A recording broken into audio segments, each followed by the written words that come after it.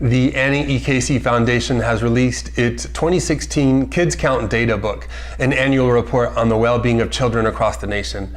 The report begins on a positive note, mentioning steady economic growth since the end of the recession, greater access to healthcare, rising high school graduation rates, and reduced rates of both teenage pregnancy and drug use.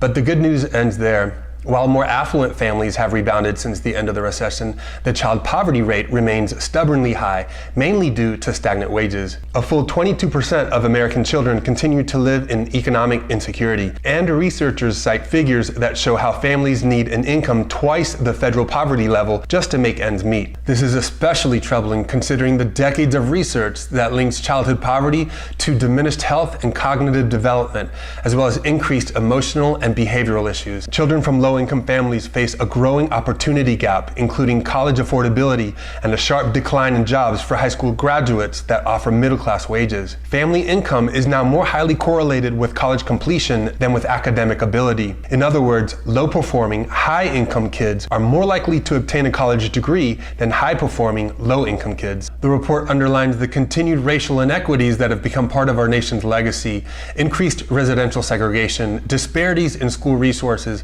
and exposure to violence continue to obstruct progress for minorities. But children are resilient, and the report finds several ways we can and must address these inequities. We believe that the most fruitful path forward begins with policymakers coming together around broadly shared American values. First, by expanding access to high-quality pre-K and early childhood education for all kids to have a fair chance to reach their potential. Next, by increasing the Earned Income Tax Credit for low-income workers to make work pay for people struggling to make ends meet. And finally, by providing paid family leave for parents of young children that will help them meet their obligations both in the workplace and at home. While gridlock continues to plague the legislative process and confidence in our elected officials remains at an all-time low, Congress and state legislatures must find a way to set aside their differences and start working for American families.